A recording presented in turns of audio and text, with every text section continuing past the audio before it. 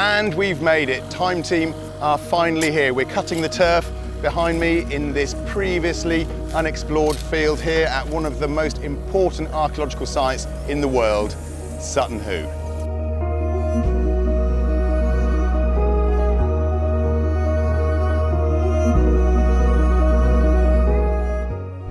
Service trench is the stripe down the centre. It's great, I love it. I could be here all day, every day. Beautiful setting. I mean, the test pitters are going to have a great time. I'm not going to go. That's locked me. That's our prize find so far. Nice. Yeah. Flake. Flint flake. Yeah. You need to tell me what phenomenology is. Phenomenon. What we've got here now behind me are all the finds that are coming in from the trench, and these are all the finds that we found during our test pits. Oh, look, I've got goosebumps. Yeah. Oh God, that's got me. I don't know why that's got me. That's amazing. What a result. Oh my word.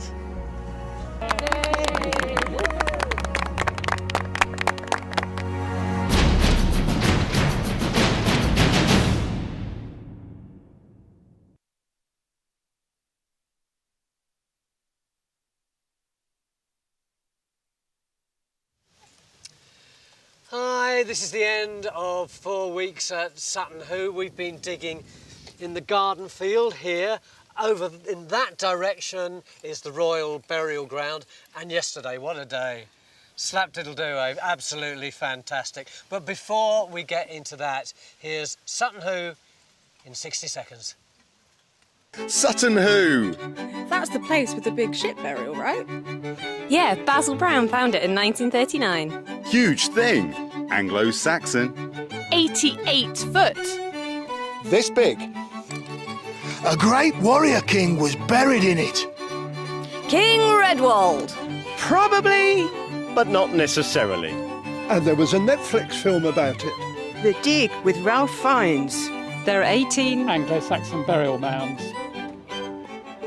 Could be more. In the Royal Burial Mound. And execution burials. But that's not all. Under the visitor centre, There's another cemetery. with burials from the Bronze Age to the 6th century. and that's not all. They found Bronze Age pottery. Neolithic flints and Iron Age field systems. And that's Sutton Hoo in 60 seconds.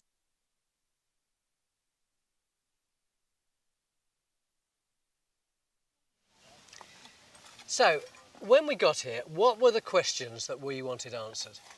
Well, I always start off by thinking about what Professor Mick Aston, one of Time Team's founders, would say. He would say that our job is to assess condition, date and extent. Now, condition, we discovered that this field has really been damaged by modern agricultural activity. The condition of the archaeological deposits here is pretty shocking. But as for extent and date, this field is amazing. We've had loads of surveys. We've had geophysical survey, of all kinds. We've had metal detector survey, we've had field walking, and they have told us that everything that is on the Sutton Hoo estate is in this field. We've got prehistory, we've got the early medieval period, we've even got some Romans. So, because this field is a microcosm of everything, if you understand this field, you can understand the whole of Sutton Hoo, including the mounds. So before we get into extent and state and all the rest, let's have a look at what we did in week 1.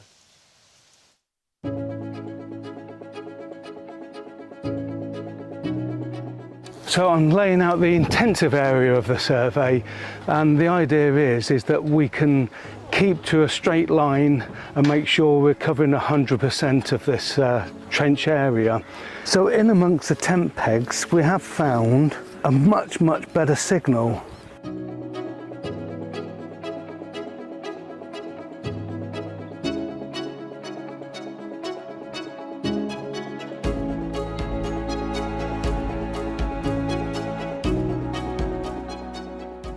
Cecily, we've taken off the turf there, just the top couple of inches, and I can see Justin has switched to a tooth bucket. Now usually an archaeologist would never use a tooth bucket. We need a nice smooth bucket so we can see what's going on. So why has Justin put a tooth bucket on the machine? Well, now the turf's been removed, we've got the first horizon. We're going to basically use the teeth to agitate and break up that first 5 centimetres. And the idea is that next we go over it really carefully, firstly with a metal detector, then we're going to water the surface to improve visibility, and then field walk the surface that we've created. So we'll be on the lookout for pieces of flint, potentially pieces of prehistoric pottery. Every find will be located and flagged, and then we'll lift them by 3D locating them, and then basically the process starts over and over again. So essentially we're going to be field walking that area down in 5 centimetre spits, which sounds like it might be quite a slow process. On Time Team, I'm used to being in and out of here in 3 days, but this is going to take quite a while, isn't it? Yeah, it's going to take much longer. And the reason that we're using this methodology, because it's quite slow and it's very careful, is that the location of finds within the plough soil can remain significant. So the plough doesn't tend to necessarily spread finds, it sort of moves it around in the same position. So the location of something in the plough soil can still be significant. Wow, so this is a really, really highly detailed survey, really. Very, very careful, because every bit of information we think is worth capturing. Yeah, wow, we'd better get started, I think. Yes, let's go.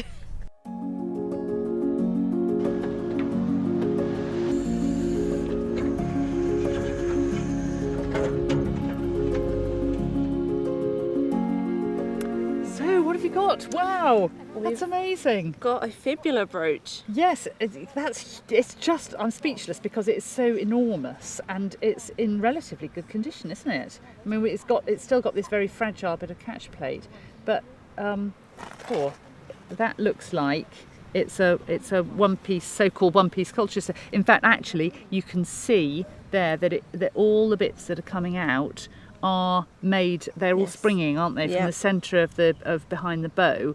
So it was all forged together in one bit and then bent round to make a spring, and then the pin would have come down here.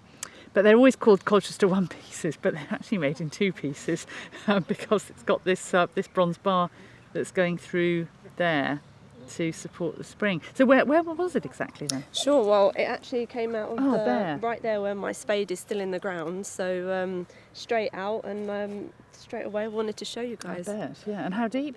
Probably no deeper than 4 inches. Gosh, have you ever seen one in this good condition and this big? No, they're normally a lot smaller and significantly in pieces. Yes, and that bit almost never survives. Yeah.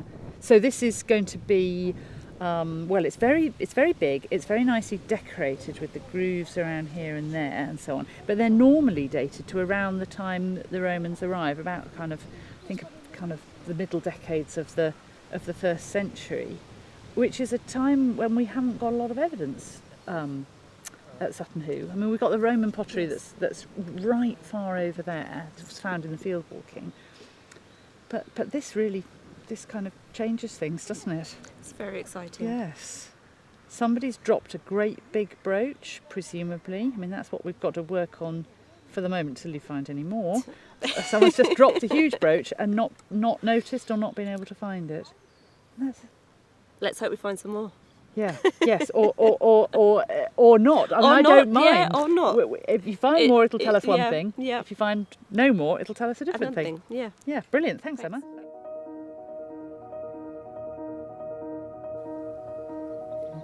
This is pretty good, isn't it? So we're just heading towards this ditch. Yeah. And watch rabbit hole, John. It's a bit dangerous down there. I bet that's in the ditch. Just there, is it? Yeah. It was there. Yeah. So I wonder if the rabbits are actually following softer ground. Is that possible? well, let's walk this way along the ditch. If you look at the wider picture, a whole series of ditches. Right, that's really, really interesting from the point of view that I've been looking at the layout, the field systems and so on that might have been here at the time the Anglo-Saxons came, prehistoric field systems, and over where the big mounds are to the south of us, around them is a whole series of these long linear boundaries and fields in the landscape, which are kind of typical Bronze Age field systems. And we're sort of up here now, aren't we, in Garden Field? Yeah. up here. And you've got that same network. They look, the axis of that's north, isn't it? That axis.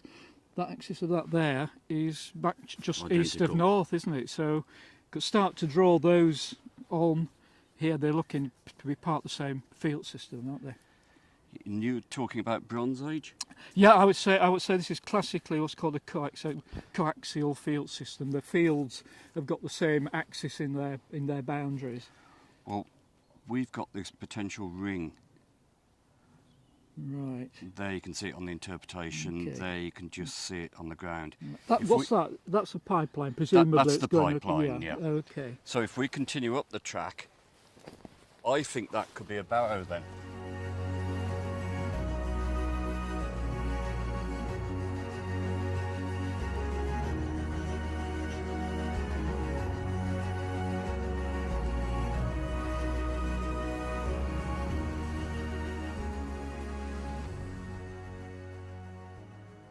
Jackie, yesterday we got very excited because we thought we had a piece of cremated bone. Now it's clean and we're having a look at it in the round.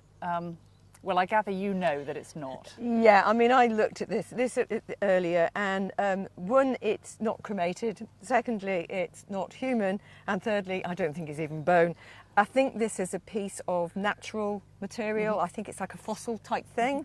A bit like you get, you know, with flint, where it produces funny shaped stuff that it can fool people quite readily and easily. Absolutely. Which I think is what's happened if it's covered in dirt. Well, you know what I think it looks like now is a fossil from what's called the crag, which is this kind of the underlying bedrock that's absolutely full of little fossils that do look extraordinary and can bamboozle you. Yeah. So I think it must be just a bit of the red crag that's somehow come up into the topsoil. And you can hear it sounds very stony if you scratch it as well. Yeah, absolutely. You actually did the whole cremated bone report, didn't you, for the Tranmere House Cemetery? So what was the preservation like there?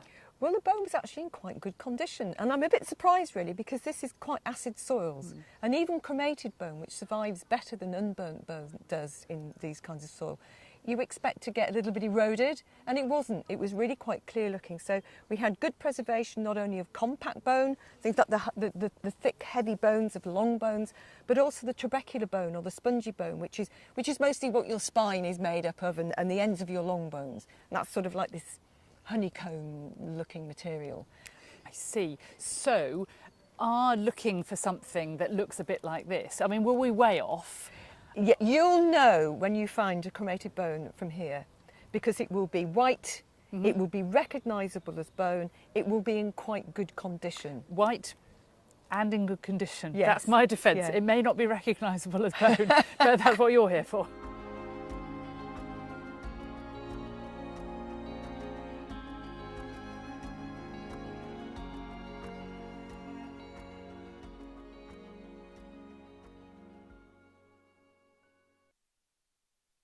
Can you explain it?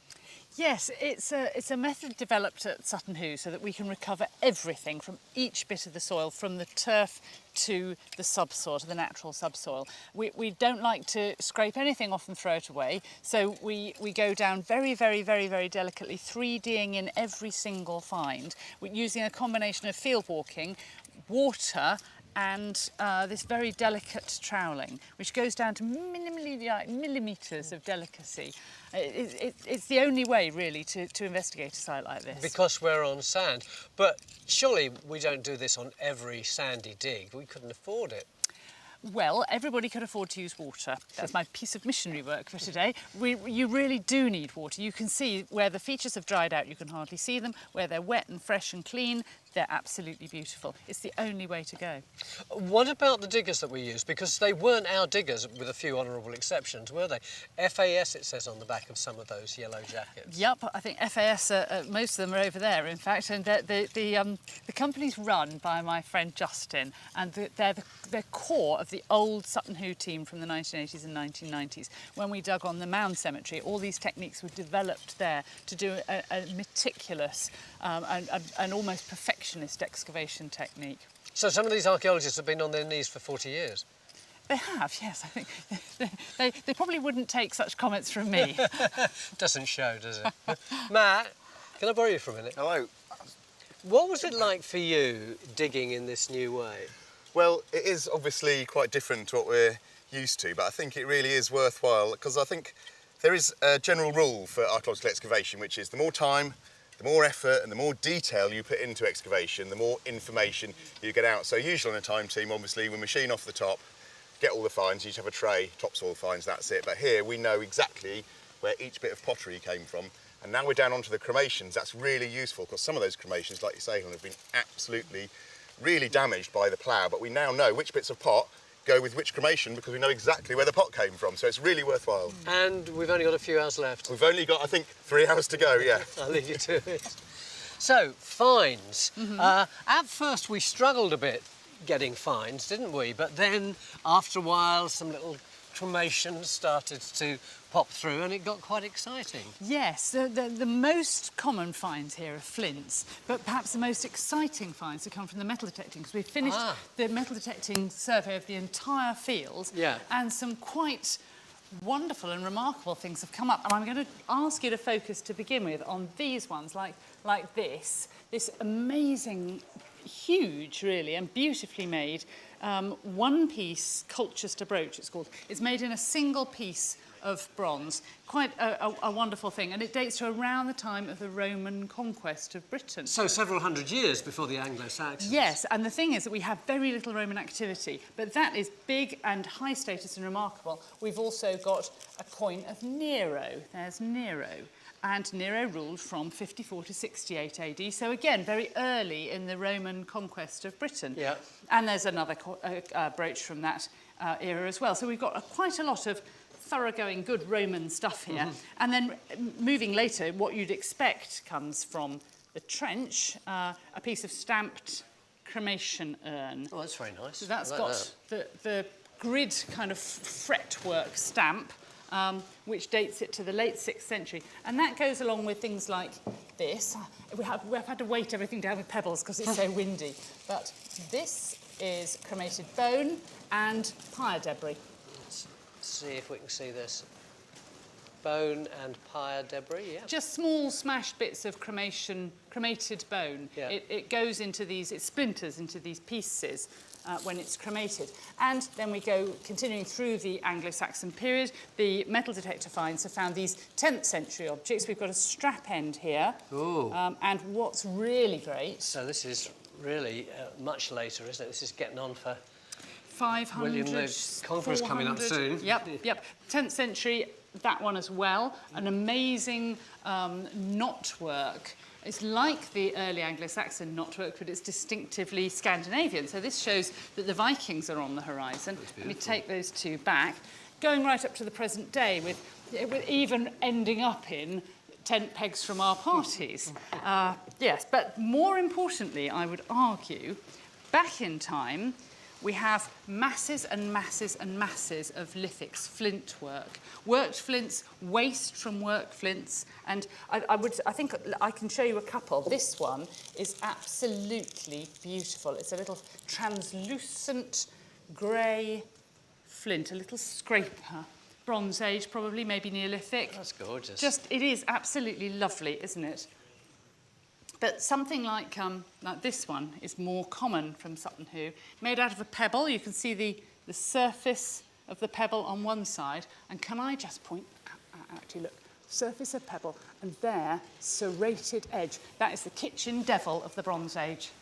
That's great. But there is a mystery here. Yeah. We've got all this fantastic flint work and pretty much no pottery. We were looking for the kind of pottery, prehistoric pottery, that we find all under the mounds at the Mound Cemetery.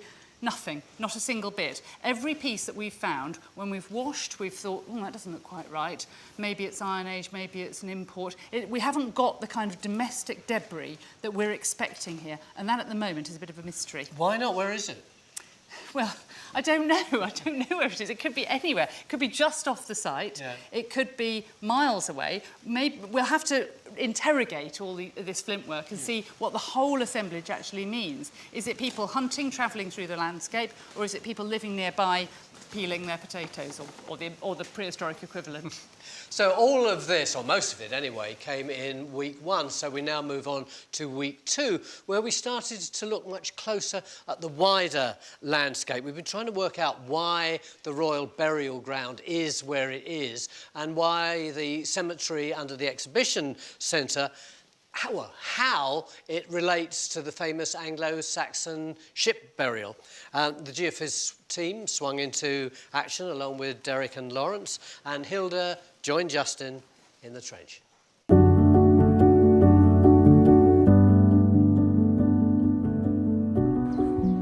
7 a.m. and that was one of the stormiest nights I've ever slept in a tent. We lost 3 guys over the night, guy lines. We didn't flood, and Derek's snoring wasn't too bad. Morning, mate. Hello, mate. You sleep well? Yeah, very well, thanks. Yeah, not too noisy? It was a bit stormy, a bit blustery. I'll go and get us a coffee. Thanks, man. It's the end of week 2 and it has been a fantastic week on site, a real privilege. It's a massive task that we have on our hands here. There are 18 mounds and John's team think they might have found a hint of another one. And there are countless other burials, and we're trying to find out why they were here, and we're hoping that this trench will start to give us some answers. So I'm just cleaning around this, the edge of this pot that we came across, where the service trench, which is very narrow, just happens to cut right through the feature. And I'm trying to figure out whether there's any of this pot at the other end, but aside from a few possible flecks of pottery, it seems to have been entirely cut away on this side, which is interesting. It's such a narrow service trench, and it just happens to completely chop off this this pot. I was supposed to be an archaeologist since I was 2. A job interview came up, and I remember the interview saying, "Can you dig a 20-foot hole?" And I said, "Oh yes, I can, of course." I've never dug a 20-foot hole in my life because of health and safety, but I was so excited. Did two weeks at a dig in Ipswich, then came here, and I didn't realise how special it was. But we worked all weathers, and it was brilliant. I loved every moment of it, even when it was pouring a rain or sun and everything. So it's great. I love it. I could be here all day, every day, like a little sort of happy. So yeah. Well, we're lucky to have you here. Thank you very much. Lovely for you to be here. Now this area here, the top of this valley, is particularly interesting because it's where the earliest Bronze Age burial monument was found, just in the by the visitor centre, and also the earliest Anglo-Saxon burials, cremations that were found were in the same area. So there's clearly early activity at the head of this particular valley. This may point to this area being the focus of early settlement in that mid-6th century period. Nothing very elaborate, possibly small structures, small number of houses perhaps, but importantly it's at that transition between the accessibility of the river and the accessibility of the higher ground behind, which is significantly important here because it provides agricultural ground, which means you can feed yourself, you can rear animals, you can sustain a settlement here over a long period of time. And the archaeology we know is demonstrating that people were farming here long before the Anglo-Saxons came. Lawrence and I are taking a little stroll down to the test pitting field. We spent a bit of time looking at LiDAR and looking at some of the topographic maps to see what the landscape looks like. It's a beautiful setting. The test pitters are going to have a great time. I'm not going to go this game. You're doing great, mate. Keep going. That's locked, mate. They're going to litter this field with test pits, as far as I can understand, and I think they're going to find some amazing stuff. Looking at the geophysics, I mean, we're walking down towards the river now, and there's what seems to be a large ditch running through the whole site, an enclosure ditch or a boundary of some sort, and I can't help but wonder if that's related to controlling the tidal flow, perhaps facilitating water getting further inside up towards the site itself, which would be amazing. I'm going to explore it. It's a flood bank that we're going up now. Oh, I think we spotted this one on the LiDAR. That's it. Oh, mate. There we go. Now this is more like it. So we've got to ignore this big bank that's running off to our left and right here. You've got the medieval town of Woodbridge across the water. We know there's the hollow way that goes up to the mound, so presumably there would have been some form of connection between possible earlier settlement that we don't yet know about that side and out to the main Hoo and the burial area mounds to our left there. Now this is clearly, I mean we know this, but it's clearly a navigable channel. It connects us to the sea. Boats could have very easily got up here in the past, but what strikes me is standing here and kind of looking around the landscape is, while it's undulating, it's quite nondescript, and you'd have to imagine it's something like the Barrow Cemetery. The magnitude of those barrows would have been a way marker ultimately for boats coming up and down this waterway, and that way marking through monumentality is so significant in the past, and you can see it replicated today. I mean, the church itself would be a modern way marker. All of these boats we can see on the shoreline, as they come up, the first thing they would see would be that protruding church popping up through the trees. And I can't help but think that without the modern tree cover we have here, that the burial mounds at Sutton Hoo would have served exactly the same purpose for generations. This is an integral part of the story, I'd argue, and what I'm most looking forward to now, so we're heading out to sea at the moment, and we're going to spin back around and take that final journey of the boat before it gets to one of the inlets that are just behind you now, and sort of experience, it's phenomenology really, isn't it? We're experiencing the landscape from the water and the interaction with that. And I just want to point out at this stage, now you have to film me because I am trying to film Derek and Lawrence, and I want to say that phenomenology is a word that needs explaining. So I'll take this camera back, turn it around. Okay, you two, you need to tell me what phenomenology is. You can't just use a long word like that. Phenomenon.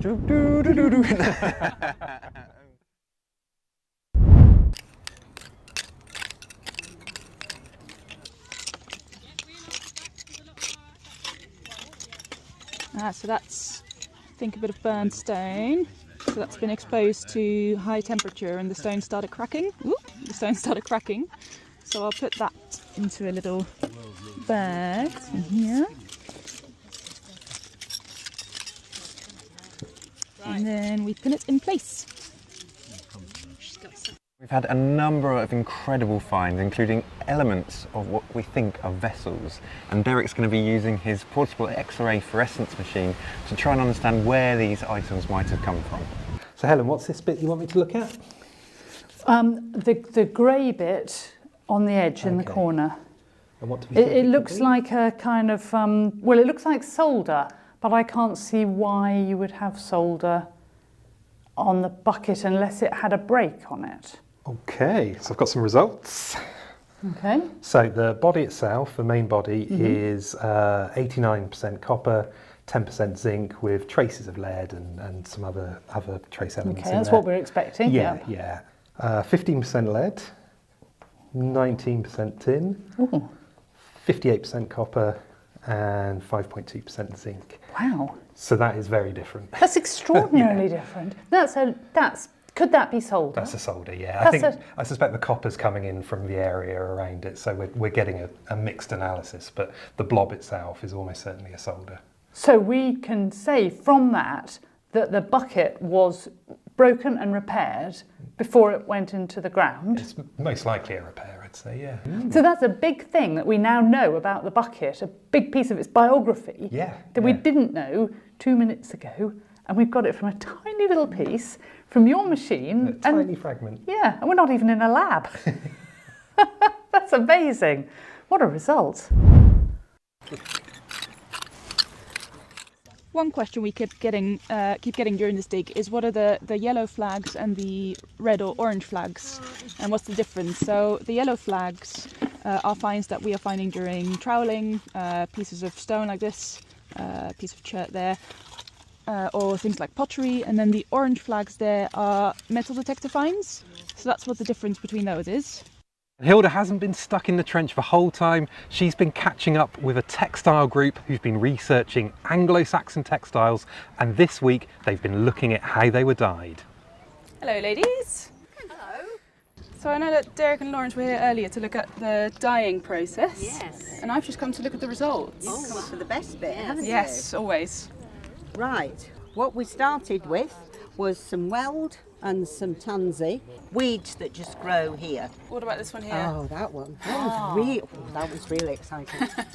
So that one is onion skins in here. And again, we've got quite a nice vibrant yellow. And if you look behind you, that lovely shawl that belongs to one of our members, we dyed in that onion. I have behind me here an outfit that I made, so it's an overdress.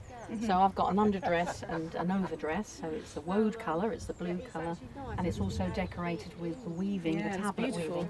Look at the detail there. So if you'd like to, yeah, I'd love to try it on. Okay. Yeah. So can we talk about this blue colour, because it's kind of different so from everything you've else, got a isn't it? complete outfit in blue, and I've got it on here. We call it royal blue because the other dyes we've got, the weld and the madder, are much more easier to dye, but woad, we need to put a piece of land aside. So weld is growing wild and madder, but woad, where people, if you were poor, you'd need to use that strip of land of yours for food, for farming. Well, woad, you're using it for dyeing. We can make sure we get that back off. I know. Oh, I'm running off now, it's mine. Thanks, mate. But the big thing this week has been down by the riverside where the geophysics team have been working, and they think they might have found something pretty special. So, are we looking at a boat, and are we looking at a wooden frame? Those dark lines? Yeah, definitely. Ribs of a boat. Ribs of a boat? You've got this curving edge there. Yeah, definitely. £100. Another burial ground. it's recorded. Yeah. How big would that be? You're looking at, that's about, that between my fingers about 20-25 metres between my fingers. Classic size. Everything about that screams boat, doesn't it? Yeah. And would you put your reputation on the line? I don't have a reputation left. I spent too long on time team, so yeah, fine, let's do that. So, be serious for a moment. We're either looking at planks of a boat or we're looking at a series of land drains. But why are they only showing in one small area that's boat shaped? How many days to find out?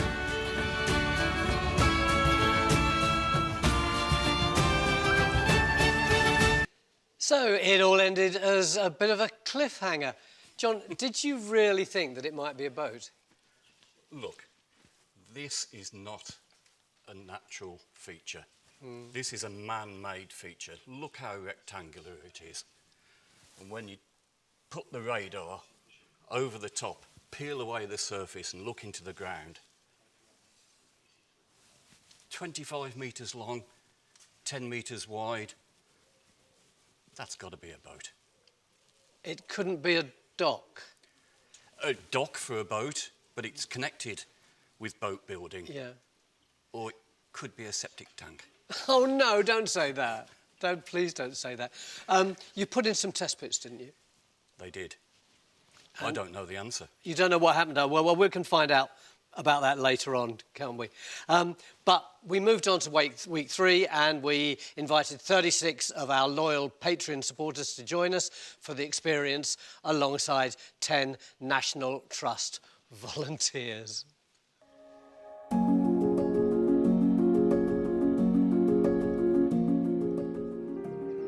Welcome to Sutton Hoo.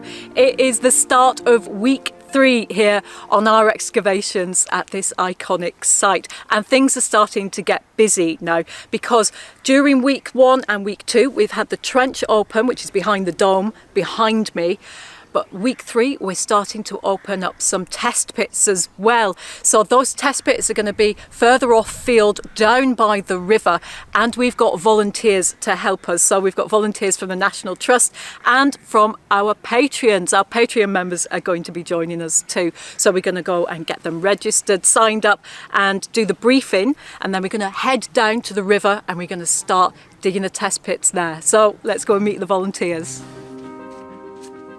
So we've got some very interesting anomalies to look at, and we're going to be using the test pits really for looking for dating evidence and to find out what these features are. So that sounds easy, doesn't it?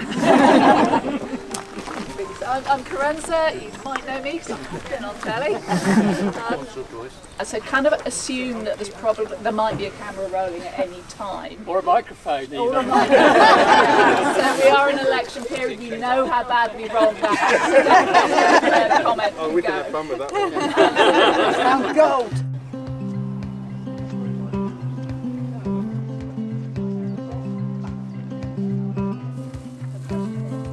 Intriguing geophysical anomalies in the field which we simply don't understand. They're either terribly exciting or terribly boring. But I think the test pits will sort us out which way.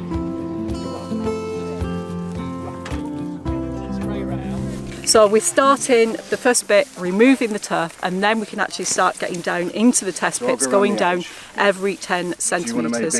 And every 10 centimetres we stop and we record what we found. So we take photographs, we also make little sketch plans, we describe what we've found, and we make sure that any finds are bagged up and all the rest of it. So we've got 10 test pits started and under excavation. It's lunchtime on day 1 of the test pit digging. So they're mostly only down to about 10 or 15 centimetres so far, but there's some really interesting stuff coming up. We're getting a lot of bits of worked flint actually. You know, some very crude sort of roughing up stuff, but proper flakes here. And a few bits of pottery. There's a bit there I'd like to see washed. Might be a bit early, it might just be stone. That's definitely pottery there. You can see it's sort of darker through the centre. I think that's probably medieval. And then there's this bit here, which I think is probably about 16th, 17th century. Nearly all of the pits are getting flint out of them at the moment, though. So I think we've definitely got something going on in the prehistoric period, maybe Neolithic Bronze Age. And there's also quite a few bits of burnt flint. So we might have a bit of prehistoric burning. Is that from a cremation? Is it from cooking? Put heating stones in a pot to heat stuff up. People suggest sometimes it's to do with saunas or to do with brewing. So we've got quite a lot of possibilities, but we could do with a bit more evidence. Look it up. We have an incredibly strong circular signal off the pinpointer, which corresponds to a circular area of redeposited plough soil. So we thought initially this might be the where the metal detectorists in 2012 dug down and found cremated bone, but I'm wondering, given it seems to be a perfectly circular, very strong metal signal, whether it's actually an object.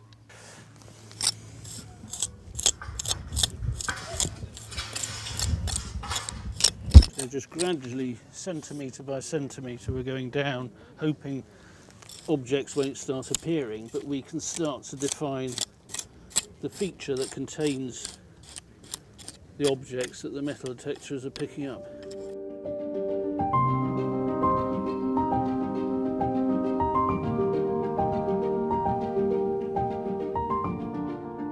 So that's the end of our first day. All our volunteers have gone home now for the evening.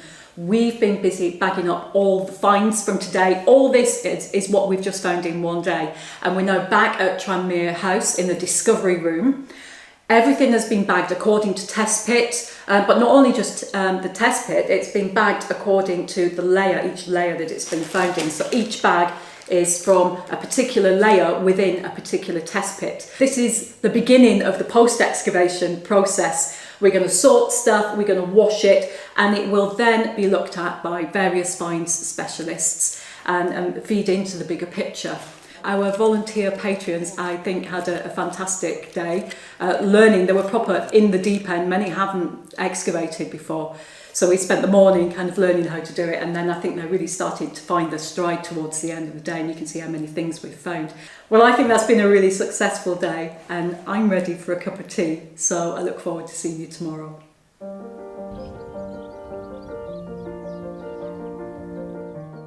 There's a little bit of glaze on, and you know that that's the very end because they've glazed it a little bit because that's where it's smoking. Anyone know what this is? The posh stuff. Yay! Stevia ware, so yeah, lovely. Striking water was exceptional. That was really neat.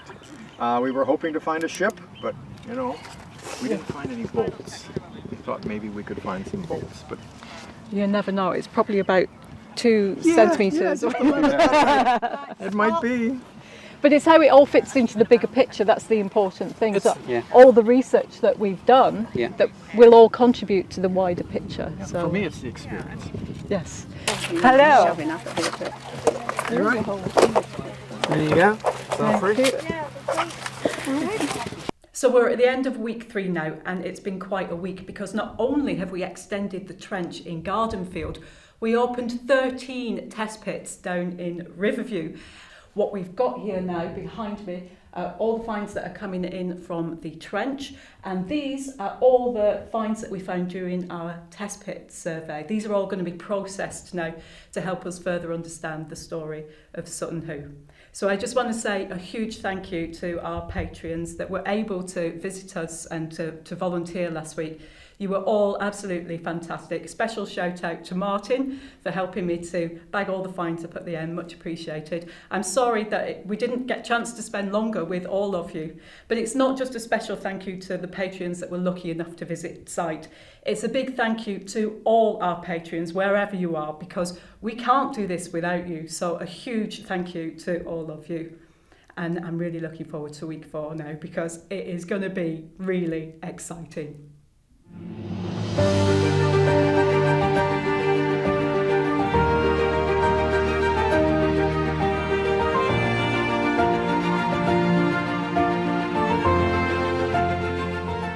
So we've just been for a wander round during an amazing sunset here at Sutton Hoo, and the fantastic thing is that we feel extremely privileged here, not only to have the chance to come and excavate at Sutton Hoo, which I've been so excited about, but actually to stay on site.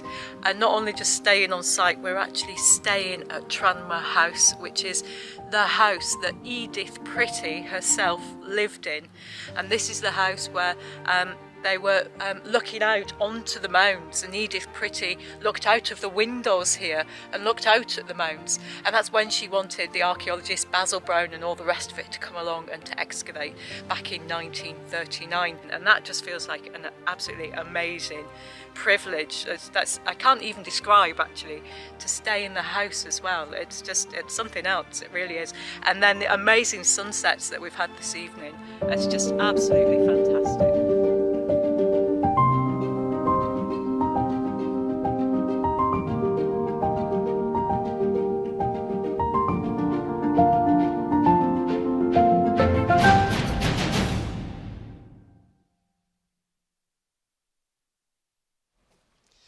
John really threw me when I asked him about the test pits, and he said, I don't know. Could have made something up, John. He shrugged. Anyway, I managed to get Lawrence and Angus dragooned in. Tell me about the test pits. Well, what we did, Tony, we set up 20 test pits across 3 traverses to really gain a cross-section of the field, because it's a big area. John and the team found so many anomalies, it's hard to know what to target. So we thought we'd go about it a bit more systematically in this instance. And the patrons, the volunteers from the National Trust did us really proud. They excavated some beautiful test pits with really varying content and materials, but some really nice flint artefacts that came from this sort of northern edge up here. There's a little outcrop, and we're starting to get an idea of perhaps some prehistoric settlement that might be taking place there. But plenty of other finds trays absolutely heaving full of artefacts and things to tell us about past human activity in this area. And it all looks to be prehistoric. Well, a big depth, and there is some medieval bits and bobs. There's one or two pieces that might be Anglo-Saxon pottery. I think there's a bit of a hampering with the water table, so that particularly where we were looking for John's boat anomaly in this sort of area here, we hit the water table, so we're just shy of where we wanted to get to in terms of understanding that feature. Yeah, the only big problem about John's theory is that the water table seems higher than where the boat would have been. The boat would want to float, wouldn't it? I suppose it would want to float, yeah. Sorry, I thought I was being really clever there. What about the coring, Angus? Yeah, so we were a bit mystified by this rectangular feature. It felt like it was a bit too high above the high water mark to launch any ships from, so we wanted to try. That's what I was saying. Yeah. So we wanted, and also it's pointing in the wrong direction. It should be pointing out to the river, and it's pointing sort of into the middle of the field. So if it's really is to do with ships, there must have been a channel coming in there, which we now can't see. So the coring was looking for that, and Henry found in one place 3 metres of silt. He didn't even bottom it out. So that would indicate there is a really big channel in there. And that find was adjacent to where our boat or whatever it is. Yeah, it's literally, he went into the test pits. Yeah. So he went into the test pit with the rectangle, and then the next one along where the channel should be, indeed, there's a really deep channel. It's really puzzling because it's really much deeper than we expected. That is really a nice conundrum. You floated the idea that we might look at it next year, didn't you? Yeah, well, that would be one of the targets I'd look for. I hope we do. Anyway, on to the final week, and throughout the dig, we've been looking for the source of the big metal spike in the trench. And yesterday, Justin and his team carefully... I can't speak, I'm too excited. They excavated the source for it. And wow, blimmin' wow, they got their rewards. It was great.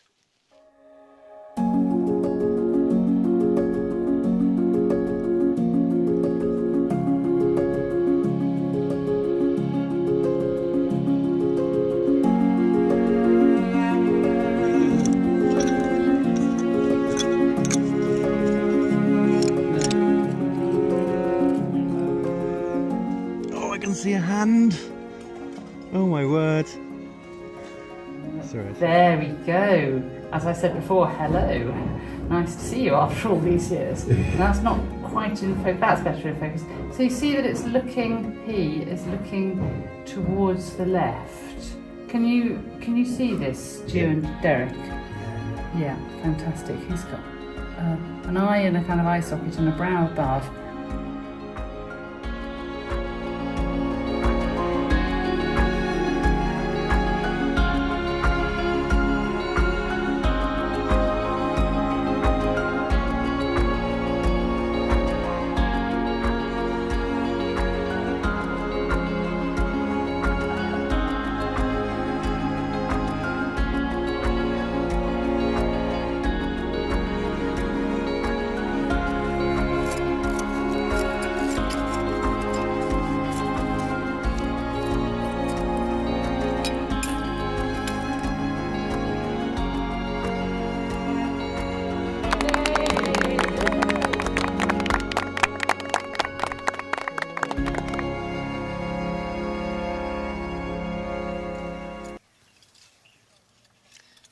What a great find. The question, of course, is what happens next?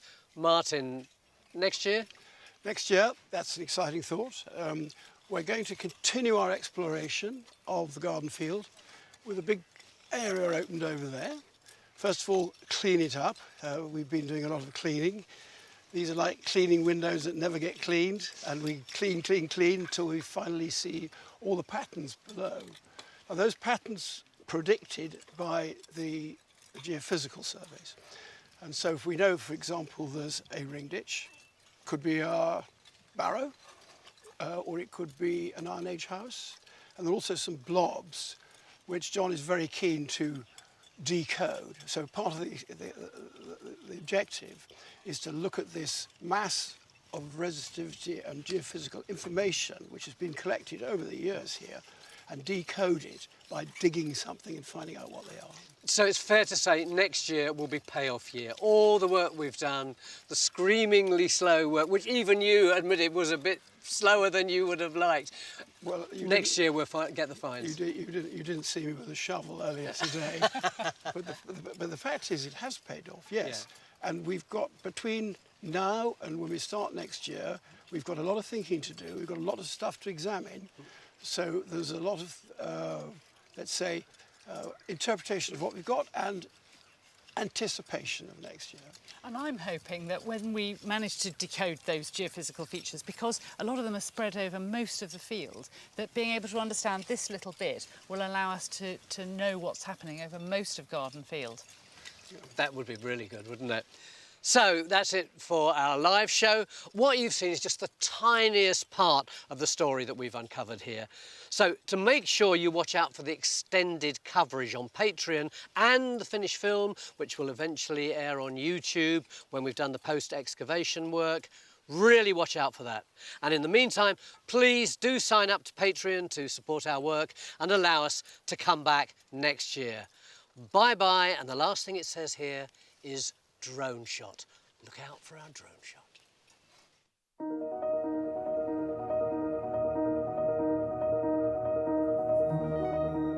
And we've made it. Time Team are finally here. We're cutting the turf behind me in this previously unexplored field here at one of the most important archaeological sites in the world, Sutton Hoo.